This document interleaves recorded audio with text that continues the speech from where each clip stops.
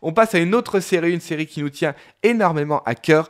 Alors là, maintenant, pour le coup, là, on n'a pas vu toute la saison, puisque toute la saison n'est pas sortie. On va maintenant vous parler, donc là, de tout ce qu'on va vous parler d'ailleurs, ce sont que des premiers épisodes. Donc ça veut dire que c'est aux États-Unis, seulement le premier épisode est sorti. C'est normal, on est fin septembre, toutes les nouvelles séries sortent à ce moment-là, surtout sur les grandes chaînes. Donc on va parler d'ABC, on va parler de nombreuses chaînes. Et là, encore une série qui est produite par la Fox, qui est diffusée par la Fox aux États-Unis. On vous en a déjà parlé pour la saison 1. On va évidemment reparler de la saison 1. The Last Man on Earth, c'est notre énorme coup de cœur.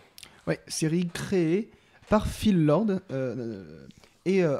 Produite par Phil Lord et Chris Miller et créée justement par Will Forte, qui est aussi l'acteur principal. Donc, on parlait tout à l'heure dans Brooklyn Nine-Nine que l'acteur principal était aussi le créateur de la série. Et ben c'est le cas également pour ce dernier homme sur Terre. Et donc, on le disait, produit par Phil Lord et Chris Miller, dont on parle assez souvent dans l'émission finalement, puisqu'on le rappelle qu'ils sont les réalisateurs de 21 et 22 Jump Street et de la grande aventure Lego. Et donc là, le personnage va jouer un personnage qui s'appelle Phil Miller. Je me souviens, on avait déjà dit que c'était un mélange finalement des deux noms. Et c'est vrai que l'univers et l'humour est assez proche en fait de l'humour des deux larrons qui sont en train de devenir un petit peu des figures de la comédie américaine. Et donc un film qui va raconter tout bêtement l'histoire d'un homme qui est le dernier homme sur Terre. Je vois pas pourquoi on irait aller chercher plus loin. Juste peut-être dire que Phil Lord, c'est un comédien qu'on connaissait un petit peu, sans parler vraiment de second couteau. C'était souvent quelqu'un qui avait un second rôle.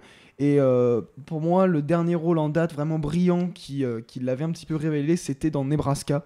d'Alexandre. De Will Forte, oui. Voilà, le Will Forte, dans lequel il jouait avec Bruce Dern, le rôle de ce fils qui accompagne son père dans le Nebraska, film réalisé par Alexander Payne.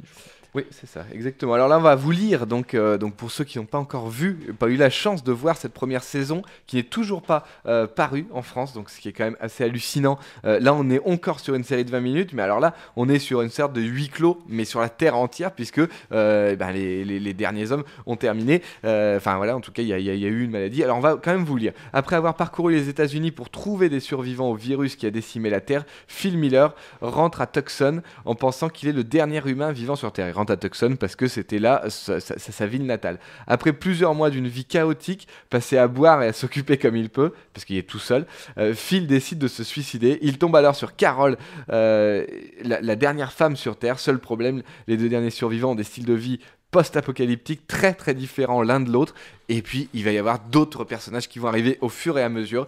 Et donc on terminait la première saison où il se faisait exclure, et bah oui c'est du spoil mais il fallait regarder la première saison, mais en tout cas vous pouvez la regarder avec autant de bonheur, ça ne change rien. Il se faisait exclure du groupe tout simplement, donc on quittait ces personnages où ils partaient tous les deux dans le désert, et donc là on les retrouve, et alors là là on voit qu'il y a quand même déjà eu beaucoup plus de budget, puisqu'on les retrouve arrivés à terre, parce qu'ils savent évidemment pas le faire décoller, avec un avion de chasse. Donc ils sont en train de se promener dans les rues de Washington avec un avion de chasse. Il y a une bombe qui tombe, elle lui demande d'aller la récupérer, elle est toujours aussi chiante, c'est extraordinaire d'écriture. Et évidemment il va y avoir pratiquement tout le premier épisode qui va se passer à la Maison Blanche, où ils ont élu domicile, mais elle n'a pas envie de rester là parce que c'est pas sa maison. Donc c'est quand même déjà très drôle. On repart assez proche dans ce premier épisode de ce qu'étaient les premiers épisodes de la première saison. Ça veut dire où ils s'occupent comme ils peuvent de faire un petit peu n'importe quoi,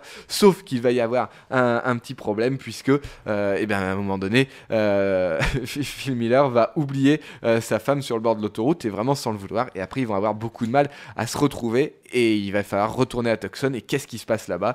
Je vous laisse découvrir ça. C'est le premier épisode, ça marche déjà très très très très bien. On est vraiment dans le même rythme. Phil Miller a retrouvé la barbe. Moi c'est ce que je préférais chez lui quand il avait la barbe. Donc on va se jeter sur cette petite série de 20 minutes qui s'appelle The Last Man on Earth. Qui est très drôle en fait. Et qui est très très très très drôle. Donc 2 séries de 20 minutes très très drôles.